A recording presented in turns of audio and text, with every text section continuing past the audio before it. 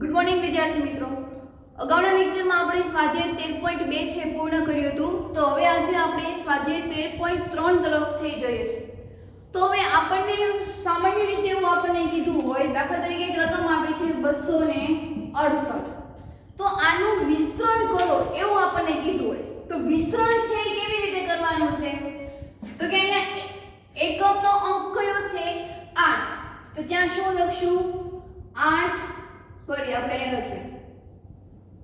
8 ગુણ્યા 10 ની 0, દશાંશ શક્તિ કેવા દશાંશ સંખ્યા છે એ કેવા હોય છે? તો અહીંયા 8 ની કેટલી ઘાત લખવાની? 0 વત્તા કરીને 6 ગુણ્યા 10 ની 1 ઘાત એવું થશે, એને ગુણ્યા 2 ગુણ્યા 10 ની 2 ઘાત। હું તમને અહીંયા કહું કે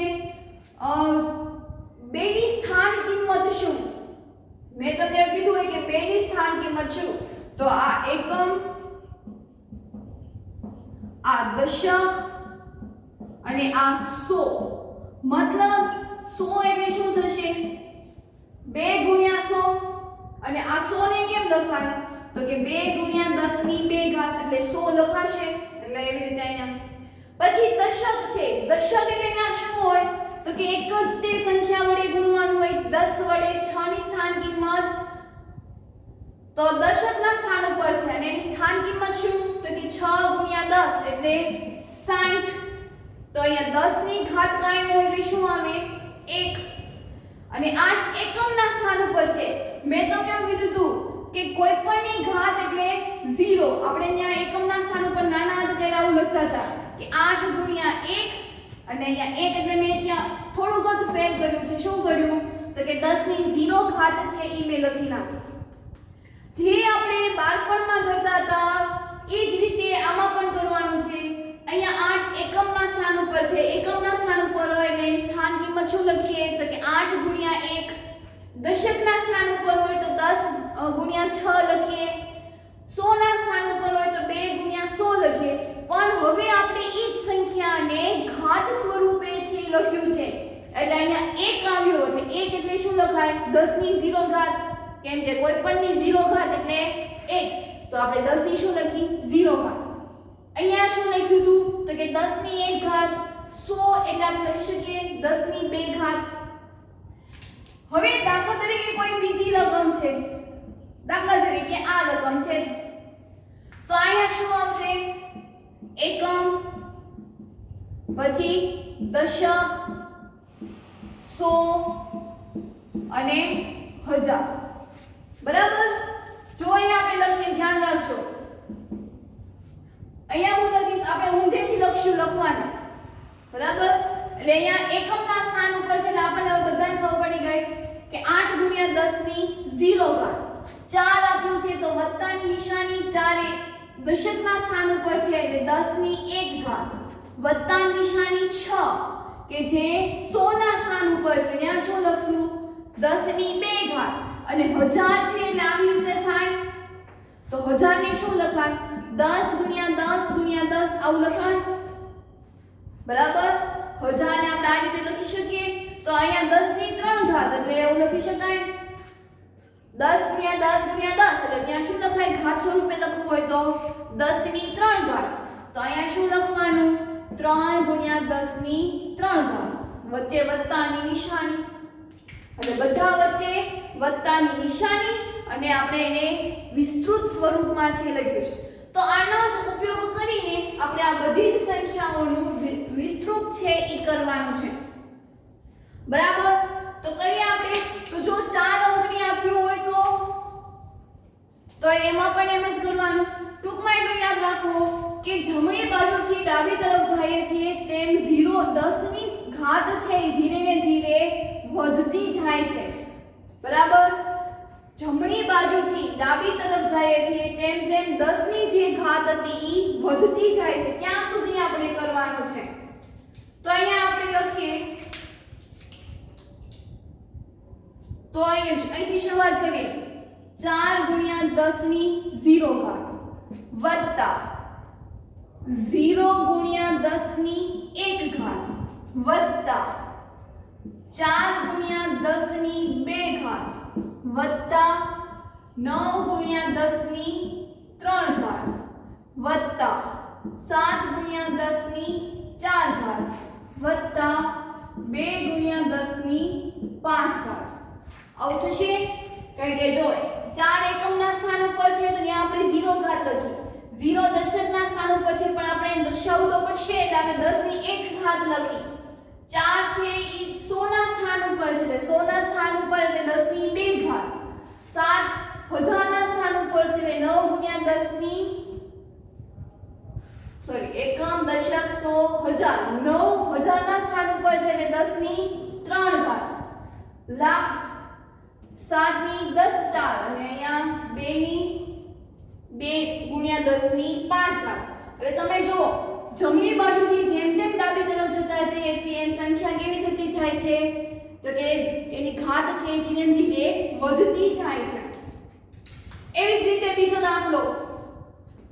તો 4 ગુણ્યા 10 ની 0 ઘાત વત્તા પછી 9 તો 9 દશકના સ્થાન ઉપર છે એટલે એક જ ઘાત આવશે. 1 100 ના સ્થાન ઉપર છે એટલે 1 ગુણ્યા 10 ની 2 ઘાત એવું થશે વત્તા 6 ગુણ્યા 10 ની 3 ઘાત વત્તા 0 ગુણ્યા 10 ની 4 ઘાત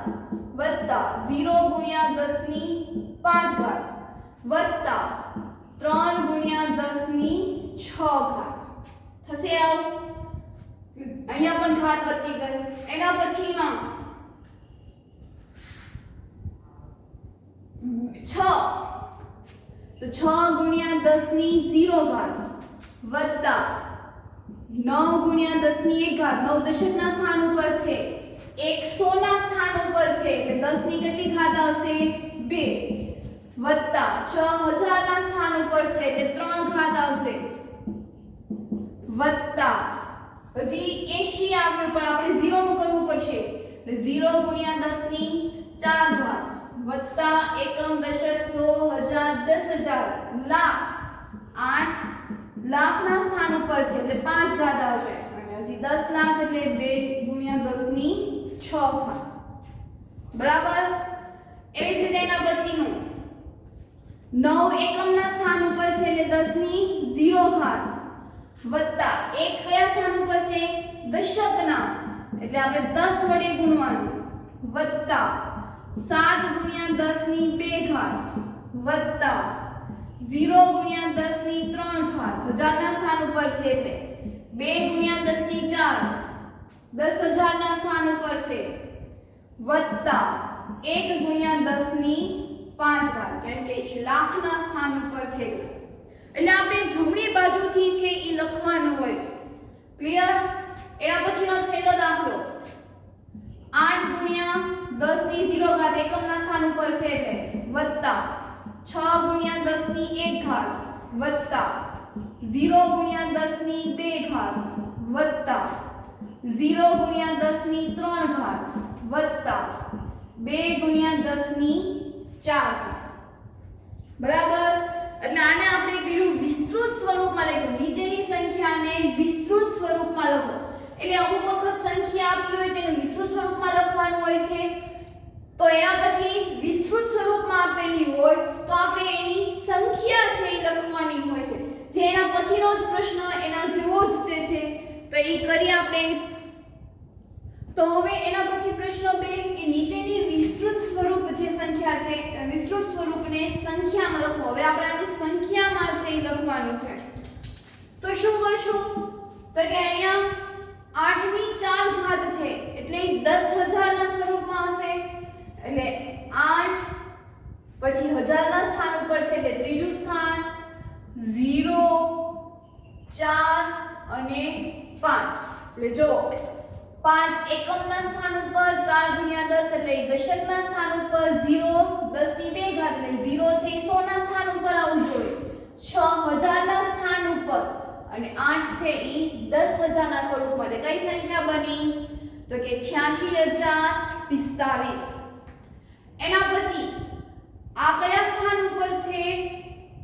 તો કે લાખ. અહીંયા તમે જુઓ સંખ્યા છે ઉતરતા ક્રમમાં હતી 4 3 2 2 1 0 પણ અહીંયા નથી થતી જો 5 3 2 પછી ડાયરેક્ટ 0 આવી ગયો તો ડાયરેક્ટ 0 આવી જાય તો એનો મતલબ એવો કે વચ્ચેનું પદ કેવું હશે ત્યારે 0 વાળું તો અહીંયા પણ એવું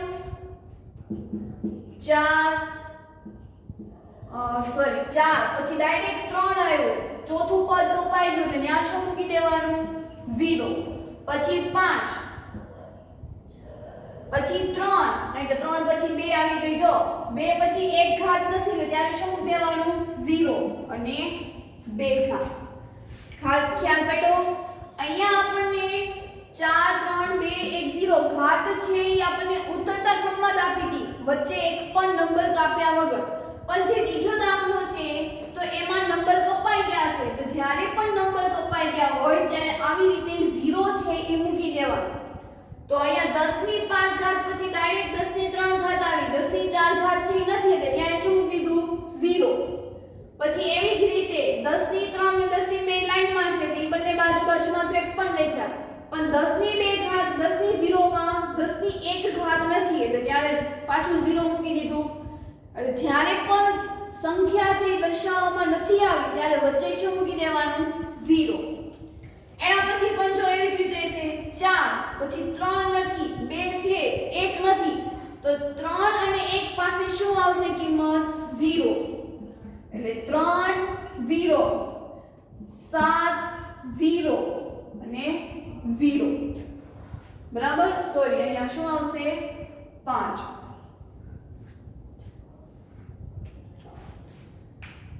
સમજાણું 4 પછી 3 નથી એટલે એનું 0 2 છે પાછું 1 નથી એટલે એનું 0 એના પછી 5 પછી ડાયરેક્ટ 2 ને પછી 1 એટલે વચ્ચે કેટલા બધા 0 આવશે તો કે આ 9 તો 5 નું તો અતિત્ય એટલે 9 લાખના સ્થાન ઉપર પછી વચ્ચે 0 નથી એટલે 10 ની 4 ઘાત 10 ની 3 ઘાત 10 ની 2 ઘાત એટલે 2 10 ની 1 ઘાત એટલે 3 ફરી 10 ની 0 ઘાત નથી એટલે ત્યાં શું આવશે તો કે 9,230 બરાબર ખાસ એટલું ધ્યાન રાખજો કે વચ્ચે જો કોઈ કિંમત દર્શાવવામાં નથી આવતી તો ત્યાં આપણે 0 છે એ મૂકી દેશું બરાબર હવે એના પછીનો આગળનો પ્રશ્ન કે પ્રમાણિત સંખ્યા નીચેની સંખ્યાઓને પ્રમાણિત સ્વરૂપમાં દર્શાવો પ્રમાણિત સ્વરૂપ એટલે કે એને ઘાત સ્વરૂપમાં દર્શાવો કે હંમેશા એક જ અંક હોય અને આપણે ડાયરેક્ટ એને 0 સાથે છે ઘાતમાં દર્શાવી દેવામાં આવે છે તો એને આપણે વિસ્તૃત સ્વરૂપ છે એ કહેશું પ્રમાણિત સ્વરૂપ છે એ કહેશું કે હંમેશા પોઈન્ટ પછી એક જ અંક છે એ હોવો જોઈએ બરાબર 3 પોઈન્ટ પછી ગમે એટલા ચાલે પણ પોઈન્ટ પહેલા છે એ એક જ અંક છે એ હોવો જોઈએ તો અહીંયા તો તમે ડાયરેક્ટ આપણે લખી શકીએ કે 5 ગુણ્યા 1 2 3 4 5 6 7 10 ની 7 ઘાત બરાબર એવી જ રીતે અહીંયા પણ 7 ગુણ્યા 10 ની 6 ઘાત 0 વાળી સંખ્યા છે ત્યારે કોઈ તકલીફ છે પડતી નથી તકલીફ ક્યારે પડશે તો કે અહીંયા તો 18 65 આપણે અહીંયા એવું લખીએ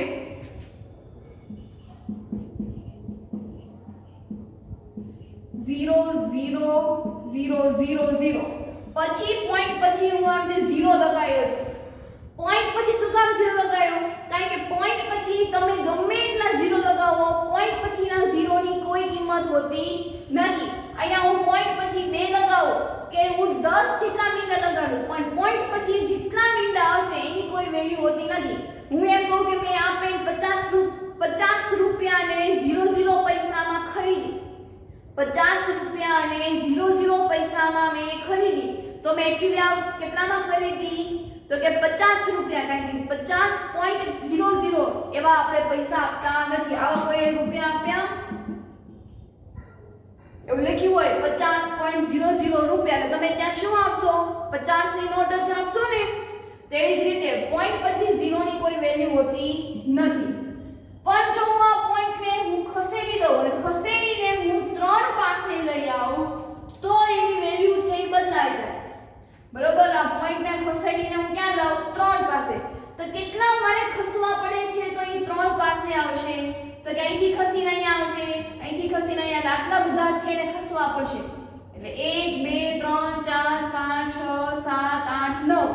ઈ 9 કૂદકા મારશે પછી ઈ 3 પાસે આવશે એટલે ત્યાં શું લખાય 3.1865 ગુણ્યા 10 ની 9 ઘાત બરાબર પોઈન્ટ ને કૂદવા માટે 9 ઠેકડા મારવા પડે ત્યારે ઈ પોઈન્ટ ખસીને અહીંયા 3 પાસે આવી જાય અને 3 પાસે આવી જાય એટલે ત્યારે ઘાત કેટલી થઈ ગઈ 9 એટલે અહીંયા એટલું યાદ રાખો નોંધ કરીને લખી લેજો કે પોઈન્ટ ને અથવા તો દશાંશ ને જમણી બાજુથી ડાબી બાજુ લઈ જતા 10 ની ઘાતમાં વધારો થાય છે બરોબર એક આ પોઈન્ટ લખજો અને બીજો પોઈન્ટ તો કે ડાબી બાજુએથી જમણી બાજુ જતા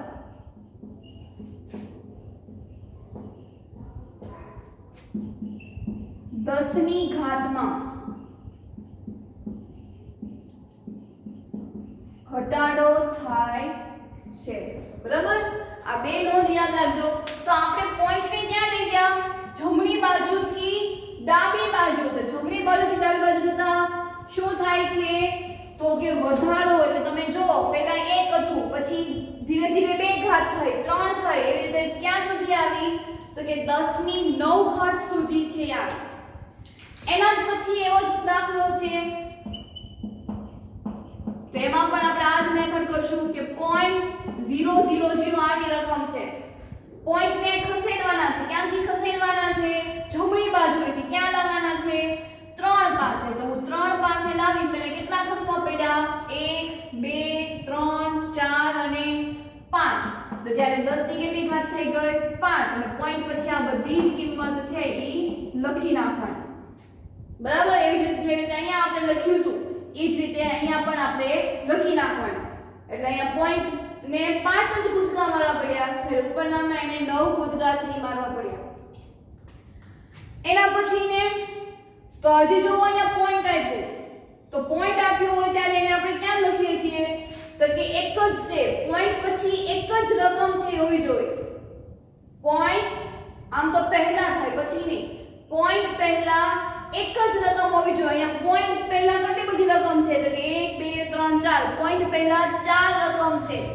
તો 4 રકમ છે એટલે મારે એને ખસેડવા પડશે તો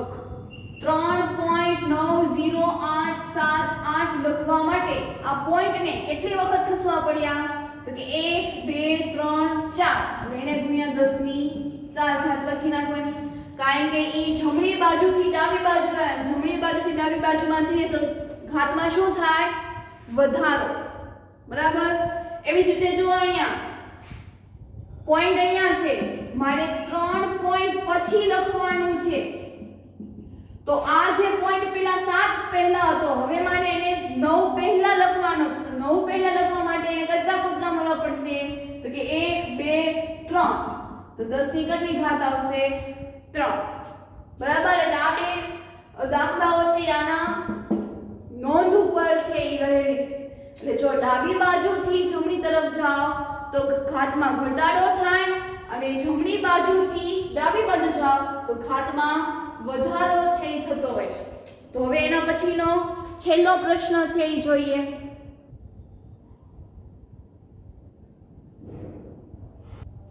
તો હવે એના પછીનો આ ચેપ્ટરનો છેલ્લો પ્રશ્ન પછી આ ચેપ્ટર પણ અહીંયા પૂર્ણ થઈ જાય છે તો એમ કીધું છે કે નીચેના વિધાનોમાં દેખાતી સંખ્યાઓને પ્રામાણિક સ્વરૂપમાં દર્શાવો અહીંયા જે કોઈ સંખ્યા દેખાય છે એ બધી સંખ્યાઓને પ્રામાણિક સ્વરૂપમાં ફેરવવાના છે કે જે હમણાં આપણે પ્રશ્ન છે એ કર્યો બરાબર તો એ રીતે આપણે ફેરવવાના છે અહીંયા આપણે પેલા અંડરલાઈન છે કરી લઈએ આટલી સંખ્યાઓને આપણે ફેરવવાના છે બરાબર ચાલો ફેરવીએ ચલો અહીંયા ફરી પાછું આપણને આપ્યું તો હવે આને આપણે પ્રમાણિકમાં ફેરવવું હોય તો શું થશે દાખલા તરીકે અહીંયા પોઈન્ટ પછી 0 0 છે બરાબર તો આ પોઈન્ટ ને 3 પાસે આવવા માટે તો કે 1 2 3 4 5 6 7 અને 8 કેટલા ઠેકડા મારવા પડ્યા તો 10 ની 8 ઘાત જો જમણી બાજુથી ડાબી બાજુ જાય છે એટલે શું થશે ઘાતમાં વધારો તો વધારો થયો અને આગળમાં લખી નાખું 3.84 ગુણ્યા 10 ની 8 ઘાત બરાબર 3.84 ગુણ્યા 10 ની 8 ઘાત એના પછી ફરી પાછું અહીંયા એકમ લખવો જરૂરી મીટર હવે ફરી પાછું અહીંયા 0 કે શૂન્યાવકાશમાં પ્રકાશનો વેગ આટલા મીટર પ્રતિ સેકન્ડ છે તો આપણે એને પ્રમાણિત સ્વરૂપમાં ફેરવવાનો છે પોઈન્ટ અહીંયા છે 3 પાસે જવા માટે કેટલા ઠેકડા મારવા પડશે તો કે 1 2 3 4 5 6 7 અને 8 એટલે 3 ગુણ્યા પછીની કોઈ સંખ્યા નથી એટલે આપણે સીધું લખી નાખીએ 3 ગુણ્યા 10 ની 8 મીટર પ્રતિ સેકન્ડ જે હકીકતમાં છે શૂન્યાવકાશમાં પ્રકાશનો વેગ કેટલો છે તો કે 3 ગુણ્યા 10 ની 8 શૂન્યાવકાશ એટલે શું કે જ્યાં ગુરુત્વાકર્ષણ બળ હોય નહીં એટલે કે અંતરિક્ષમાં પ્રકાશનો વેગ કેટલો છે 1 સેકન્ડમાં તો કે 3 ગુણ્યા 10 ની 8 મીટર જેટલું અંતર છે ઈ કાપે છે તમે વિચાર કરો 1 સેકન્ડ આપણે 1 સેકન્ડમાં તો બોલી પણ નથી શકતા તો ઈ 1 સેકન્ડમાં આટલું બધું અંતર છે ઈ કાપી નાખે છે એવી જ રીતે પૃથ્વી અને ચંદ્ર વચ્ચેનું અંતર હકીકતમાં કેટલું છે તો કે 3.84 ગુણ્યા 10 ની 8 મીટર એટલે કે એની વચ્ચે આટલું બધું અંતર છે બરાબર એટલે જ આપણે ચંદ્ર ઉપર જોઈ શકતા નથી અને અગાસી ઉપરથી આપણે જ્યારે ચંદ્ર જોઈએ છીએ ત્યારે સાવ નાનો અમથો દેખાય છે કારણ કે એને આટલું બધું અંતર રહેલું હોય છે તમે જો નજીકથી હોય તો કેવડો મોટો આપણને જોવા મળે ચંદ્ર બરાબર આ બધી જે માહિતી છે એ તમને હકીકતમાં સાચી માહિતી આપી છે પણ આપણે એને પ્રમાણિત સ્વરૂપમાં ફેરવવાના છે પછી પૃથ્વીનો વ્યાસ તો પૃથ્વીનો વ્યાસ ચલો હજી અહીંયા પોઈન્ટ પછી શું મૂકી દેવાનું 0 પોઈન્ટને એક પાસે પહોંચવું છે તો કેટલા ઠેકડા મારવા પડશે તો 1 2 3 4 5 6 7 એટલે 10 ની 7 ઘાત અહીંયા શું આવશે 1.2756 ગુણ્યા 10 ની 7 મીટર આટલો એનો વ્યાસ છે આપણે તમે ફૂટપટ્ટી જોજો આપણે 15 સેન્ટીમીટર નું પરિકરનું માપ રાખશો ને વર્તુળ દોરશો ને તો એ ચોકડીની બહાર જતું રહેશે તો આટલું તો આપણે કેવડું મોટું મીટર થાય તો એટલો તો ખાલી પૃથ્વીનો વ્યાસ છે વ્યાસ એટલે શું તો કે આ એક ગોળ હોય એનું કેન્દ્ર હોય અને કેન્દ્રમાંથી પસાર થતી હોય તો એને આપણે શું કહીએ છીએ વ્યાસ તો આપણી પૃથ્વી તો કેવડી મોટી હશે કે જેનો વ્યાસ આ બન્યો બરાબર સૂર્યનો વ્યાસ તો અહીંયા પોઈન્ટ પછી 0 પોઈન્ટને ખસેડવા માટે 1 2 3 4 5 6 7 8 9 આપણે એક પછી મૂકવાનો છે એટલે 9 એટલે કેટલું આવે 1.4 ગુણ્યા 10 ની 9 મીટર બરાબર ખ્યાલ આવ્યો એના પછી આપણી આકાશગંગામાં સરેરાશ આટલા તારાઓ છે કેટલા તારાઓ છે તો પોઈન્ટ મૂકી આમ 0 મૂકી જોવાનું એટલે આપણને ભૂલ ન પડે તો પોઈન્ટ પછી મૂકવું એટલે 1 2 3 4 5 6 7 8 9 10 11 એટલે 10 ની કેટલી ઘાત આવી 11 અને અહીંયા એક તો હતા જ તે તો આપણી આકાશગંગામાં કેટલી ઘાત છે તો કે 1 ગુણ્યા 10 ની 11 ઘાત હવે હું આ 1 ગુણ્યા 10 ની 11 ઘાત લખું અથવા તો 10 ની 11 ઘાત લખું બંને એક જ થવાના કારણ કે 1 ગુણ્યા 10 ની 11 એટલે શું થશે 10 ની 11 જ ઘાત તો આપણી આકાશગંગામાં તારાઓ કેટલા છે 10 ની 11 ઘાત તમે કોઈક વાર અગાસીમાં જ્યારે સૂતા હશો ત્યારે તમે તારા ગણજો આપણને અમુક જ પાર્ટમાં દેખાય અને 10 ની 11 ઘાત એટલે કેટલી મોટી થાય બરાબર તો એટલા તારાઓ આપણી આકાશગંગામાં છે હવે આકાશગંગા એટલે શું તો સૂર્યમંડળ વિશે તમે બધાએ સાંભળ્યું હશે કે સૂર્યમંડળમાં 9 ગ્રહો છે આવેલા હોય પૃથ્વી મંગળ શુક્ર યુરેનિયમ પછી ઘણા બધા એવા ગ્રહો આવેલા હોય છે। આ સૂર્યમંડળ આપણે એક જ વિશે જાણીએ છીએ। આવા તો કેટલા બધા સૂર્યમંડળ છે। આપણી આકાશગંગા છે એમાં એક જ પૃથ્વી નથી, ઘણી બધી પૃથ્વીઓ છે। સૂર્યમંડળ બધા ભેગા થઈને એક આકાશગંગા બને, એક આકાશગંગા બધી ભેગી થઈને એક ગેલેક્સી બને છે। શું બને છે? ગેલેક્સી। તમે કોઈક વાર મૂવીમાં જોતા હશો, જ્યારે મૂવી શરૂઆત થવાની હોય ને ત્યારે બ્લુ કલરના ઝીણા ઝીણા તારાઓ વાળી એડવર્ટાઇઝ છે એ આવતી હોય છે। તો એ આપણી શું છે? તો કે આકાશગંગા છે। શું છે? આકાશગંગા। એટલે આકાશગંગામાં ઘણા બધા સૂર્યમંડળો છે એ રહેલા હોય છે, અને ગેલેક્સી હોય તો એ ગેલેક્સી પણ ઘણી બધી આકાશગંગાઓથી છે એ બનેલી હોય છે। એટલે આપણી જે આકાશગંગા છે તો એમાં કેટલા તારાઓ છે? તો કે 10^11। વિશ્વને આપણે ક્યારે અસ્તિત્વમાં આવ્યું એને આપણે પ્રમાણિત સ્વરૂપમાં દર્શાવવાનું છે। તો અહીંયા પોઈન્ટ પછી 00 લખી નાખીએ। એટલે પોઈન્ટને એક સુધી, પોઈન્ટ હંમેશા એક પછી જ મૂકવાનો, બે સંખ્યા આને નહીં, એક જ અંક પછી તે આપણે મૂકવાનો પોઈન્ટ। એટલે અહીંયા 12 નહીં મૂકવાનો, ક્યારે મૂકવાનો? એક પાસે। એટલે એક પાસે પહોંચવા માટે કેટલા ઠેકડા મારવા પડશે? તો કે 1 2 3 4 5 6 7 8 9 ને 10। એટલે આપણું વિશ્વ છે એ 1.2 × 10^10 વર્ષ પહેલા અસ્તિત્વમાં આવ્યું હતું। બરાબર? તમે સમાજમાં જોતા હશો 50,000 વર્ષ પૂર્વે, બરાબર, 10,000 વર્ષ પૂર્વે, પણ એની પહેલા તે વિશ્વ ક્યાં અસ્તિત્વમાં આવ્યું હતું? તો કે 1.2 × 10^10 વર્ષ પહેલા આખું વિશ્વ છે એ અસ્તિત્વમાં આવ્યું હતું। આકાશગંગા ગેલેક્સીના કેન્દ્રથી સૂર્યનું અંતર, આપણી આકાશગંગા અને ગેલેક્સીના કેન્દ્રથી સૂર્યનું અંતર છે એ આટલા મીટર દૂર છે। તો અહીંયા પણ આપણે શું મૂકી દેવાનું? પોઈન્ટ પછી 00। એટલે પોઈન્ટ પછી ગણીએ તો આ 3 ને 3 6 3 9 9 3 12 ને 3 15 15 16 17 18 19 20 એટલે 3 × 10^20 મીટર છે। કેટલું છે? 3 × 10^20। એટલે આપણી આકાશગંગા અને આકાશગંગા ગેલેક્સીના કેન્દ્રથી સૂર્યનું અંતર કેટલું છે? તો કે 3 × 10^20 મીટર। 1.8 ગ્રામ વજન ધરાવતા પાણીના ટીપાને ખાલી જગ્યા અણુઓમાં સમાયેલા છે। તો એને પણ આપણે ફેરવવાનું છે। હંમેશા પોઈન્ટ ન આપ્યું હોય તો પોઈન્ટ મૂકી દેવાનો અને આપણે કરવાનું। તો આ પોઈન્ટને અહીંયા સુધી લાવો છે તો 1 2 3 4 5 6 7 8 9 10 11 12 13 14 15 16 17 18 19 20 21 ને 22 એટલે 6 પોઈન્ટ, પેલા તો ઘાત લખી નાખવાની, 10^22 એટલે 6.023 એટલું એનું વજન છે। 6.023 × 10^22 1.8 ગ્રામ વજન ધરાવતા પાણીનું ટીપું। હવે પાણીના ટીપાનું પણ વજન હોય, અને વજન કેટલું હોય? તો કે 1.8 ગ્રામ। આની કિંમત તમારે 11th-12th સાયન્સ તમે રાખશો તેમાં તમારા કિંમતનો છે એ ઉપયોગ થશે કે પાણીના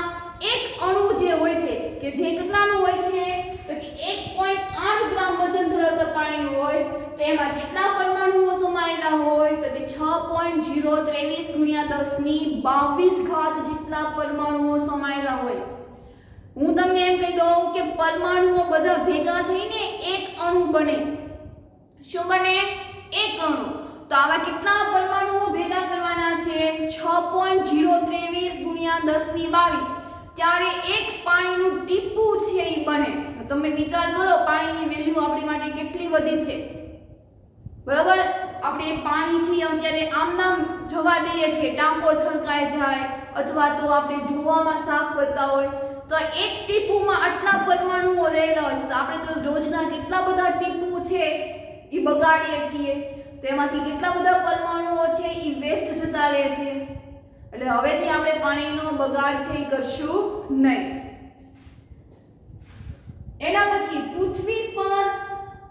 ખાલી જગ્યા ઘન કિલોમીટર દરિયાનું પાણી છે એટલે પૃથ્વી પર દરિયાનું પાણી છે એ કેટલું છે તો એને આપણે ફેરવવાનું છે તો પોઈન્ટ પછી હું 0 0 મૂકી દઉં એટલે પોઈન્ટ ને અહીંયા પહોંચવા માટે 1 2 3 4 5 6 7 8 9 એટલે 1 પોઈન્ટ 353 ગુણ્યા 10 ની 9 ઘન કિલોમીટર આટલું પાણી છે એ દરિયાનું પૃથ્વી પર રહેલું છે આપણે પરીક્ષામાં પૂછાય કે દરિયાનું પાણી પૃથ્વી પર કેટલું છે તો કે 1.353 ગુણ્યા 10 ની 9 ઘન કિલોમીટર બરાબર એના પછી માર્ચ 2001 માં ભારતની વસ્તી આશરે આટલી હતી કેટલી હતી તો આપણે પોઈન્ટ પછી 0 0 મૂકી દઈએ પોઈન્ટ ને અહીંયા લાવો છે કેટલા ઠેકડા મારવા પડશે 1 2 3 4 5 6 7 8 9 9 ઠેકડા મારવા પડશે એટલે